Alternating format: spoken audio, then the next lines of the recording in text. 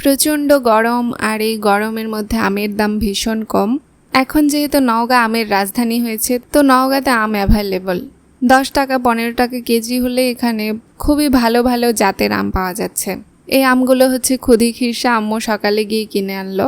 প্রতিদিন 2.5, 3, 4, 5 কেজি করে আমাদের আম কেনাই হচ্ছে, আর আমরা ভাতের বদলে এখন আম খাচ্ছি। আসসালামু আলাইকুম ভিউয়ার্স, আমি ইয়েন। আশা করছি আপনারা সবাই অনেক ভালো আছেন। প্রতিদিন সকালে পান্তা খেতে চায় না, তারপরেও ভীষণ গরম পড়েছে, আর এই গরমের মধ্যে স্কিন ভালো রাখলে নাকি পান্তা খেতে হয়। তো আম্মুর কথা শুনে আমি গুড গার্লের মতো পান্তা খেতে বসে গেলাম। আম ছিলে ছিলে আম্মু দিচ্ছে, আর আমি এখানে পান্তা মাখাচ্ছি লবণ দিয়ে। আমরা একটু ডিফারেন্ট টাইপের পান্তা খাই। আমাদের এই পান্তাগুলো কিন্তু টোকে যায় না। আগের দিন রাত্রে ভাত রান্না করে সেই ভাতটা মধ্যে পানি ঢেলে দিয়ে আমরা রাখি, মানে ভাতটায় পানির মধ্যে বলক তোলা হয়, আর সেই পান্তাটাই আমরা পরের দিন খাই। আলহামদুলিল্লাহ, আম দিয়ে পান্তা খেতে যে কি মজা, যারা খায় তারাই এটা বুঝবে স্বাদটা। আমার তো ভীষণ ভালো লাগে আম দিয়ে পান্তা খেতে। কাঁঠাল দিয়েও আম দিয়েও পান্তা খেতে অনেক ভালো লাগে, কিন্তু এখন পর্যন্ত কাঁঠাল আমাদের নওগাঁতে ভালো নাকি নামেনি। ভালো কাঁঠাল আসলে আব্বু অবশ্যই কিনবে। আমার আবার ছোট ছোট রোয়ার কাঁঠাল খেতে একটু বেশি ভালো লাগে। যাই হোক, আলহামদুলিল্লাহ এই খুদি খিরসা আমগুলো অত্যন্ত মিষ্টি ছিল এবং অত্যন্ত স্বাদ ছিল। এখানে দেখেন আমার আম্মু আম দিয়ে পান্তা দিয়ে চিনি দিয়ে মাখিয়ে কি সুন্দর করে খাচ্ছে। আমি তো চিনি খেতে পারি না, চিনির কথা শুনলেও আমার গা ঘাটে। প্রেসার কুকারে আম্মু মাংস সিদ্ধ করতে দিয়েছে, তো মাংসটাকে সিটি তুলতে হবে। আম্মু আমাকে এখানে 4টা শিশ উঠলে নামিয়ে রাখতে বলেছে, তো আমি এখানে বসে আছি। আমাদের প্রেসার কুকারটা অনেক পুরনো, প্রায় 25 বছর বা 26 বছর পুরনো হবে। আমি হয়তো কমই বললাম, 30 বছর। তো শিশ উঠলে এটা সিটি একটু ধরে রাখতে হয়, না হলে উড়ে যাবে সিটি। এই যে গাইজ, আম্মু এখানে রান্না করছে। আম্মু কি রান্না করছো? গরুর মাংস ঝাল পোলা, আর এই যে গরুর মাংস দিয়ে কোরমা। এটা মাংসটা থেকে অনেক সুন্দর একটা স্মেল আসছে। আমার আম্মুর রান্না এমনিতে অনেক টেস্টি, অনেক সুন্দর রান্না করে। আর এটা কি রান্না করছো? এটা কোরমা দিচ্ছি, প্রেসারে দিয়ে সিদ্ধ করে নিব, তারপর এটা কষাবো। মেরিনেট করে রাখছিলে কি? হ্যাঁ, মেরিনেট করে রাখছিলাম। এখন দুধ দেবো, একবারে দুধ দিয়ে সিদ্ধ করবো, খুব নরম হবে। এটা কোরমা রান্না হচ্ছে, তো আর একবারে বাটা দুধ দিয়ে বাদাম আর সিদ্ধ আম্মু হবে। মানে আমি আগে ইয়ার করে রাখছিলাম। ও, আম্মু আগে মেরিনেট করে রেখেছিল, কোরমা রান্না করা হবে। আর এটা কি আম্মু? দেখা যাচ্ছে ও আলহামদুলিল্লাহ, এটা তেহারি রান্না করা হবে। তো তেহারির আগে মাংসগুলো কষিয়ে নিতে হয়, সেই কষিয়ে নিচ্ছে আম্মু মাংস। আলু দিয়ে শীষ দিলাম, আর আলুগুলো দিয়ে একবারে প্রেসারে শীষ দিয়ে নেওয়া হয়েছে। মাংস 4টা শীষ দিয়ে নিচ্ছি, তারপরে আলু দিয়ে 2টা শীষ দিলাম, তাছাড়া আলু গলে যাবে। ও আচ্ছা, আম্মু এখানে রান্না করুক, এখন আমি থালা বাসন মাজতে নিচে যাব। তুমি রান্না করো। এই যে এখানে পোলাও আছে, পোলাওয়ের চাল, এগুলো রান্না করা হবে। একটা কি যেন পড়ছে। আচ্ছা, রান্না করো। আজকে বাইরে একটু মেঘলা মেঘলা আকাশ, হয়তোবা বৃষ্টি হবে।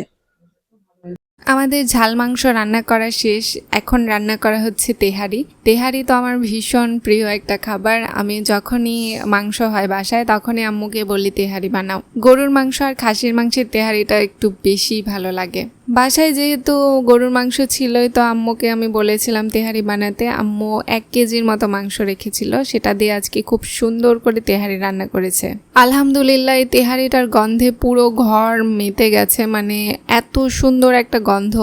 এইদিকে আমাদের আবার কোরমা রান্না করা হচ্ছে, কারণ আমি, আম্মু, আমার ছোট ভাই, আমরা 3জন কোরমা খেতে ভীষণ পছন্দ করি। একটু তেলুক টাইপের মাংস রেখেছিল, তেলুক মাংস দিয়ে কোরমা রান্না করলে ভীষণ ভালো লাগে। তো দেখেন, মায়েদের সব কিছু মনে থাকে। আজকে কি সুন্দর করে আম্মু কোরমা রান্না করছে। মাশাল্লাহ, কোরমার ওপরে খুব সুন্দর তেল ভেসে উঠেছে, আর এর মধ্যে এখন দিতে হবে বেরেস্তা, তারপরে লেবু, চিনি, এগুলো দিতে হবে এখন। কোরমাতে আম্মু একটু বাদামও পিষে দেয়, যার কারণে কোরমাটা আরও বেশি স্পাইসি হয় এবং খুবই স্বাদ হয়। এগুলো ঈদের দিনই করা উচিত ছিল, কিন্তু ঈদের মধ্যে করা আসলে পসিবল হয়নি। একে তো গরম, দুয়ে আমরা ঈদের দ্বিতীয় দিনে নানির বাড়িতে গিয়েছিলাম বেড়াতে, মানে নানিদের গ্রামের বাড়িতে গিয়েছিলাম। তো এদিকে আম্মু আমাকে একটু চাখতে দিল যে কেমন হয়েছে বল, খুব একটা লবণ হয়নি তো। তো আমি চেখে দেখলাম লবণ হয়নি অতটা। এইদিকে দেখেন আকাশের অবস্থা, এতদিন কড়া রোদের পরে এখন একটু মেঘলা আকাশ দেখা যাচ্ছে, কিন্তু আমার মনে হয় না যে বৃষ্টি হবে, কারণ নওগাঁতে সচরাচর খুব একটা বৃষ্টি হয় না, আর হলে আবার থামতে চায় না। আকাশে রোদ ঢেকে গেছে, মেঘে একদম ছেয়ে আছে আকাশ, কিন্তু বৃষ্টি মনে হচ্ছে না হবে। এই কাঠফাটা রোদের মধ্যে একটু যদি বৃষ্টি হতো মাশাআল্লাহ খুবই স্বস্তি পেতাম। দুপুর হয়েছে, আমরা সবাই খেতে বসেছি। আম্মু বানিয়েছে শ্যামাইটা আমি খুব পছন্দ করি। আর এখানে আমাদের আছে হচ্ছে কোরমা, গরুর মাংসের কোরমাটা দেখেন কি সুন্দর স্পাইসি হয়েছে।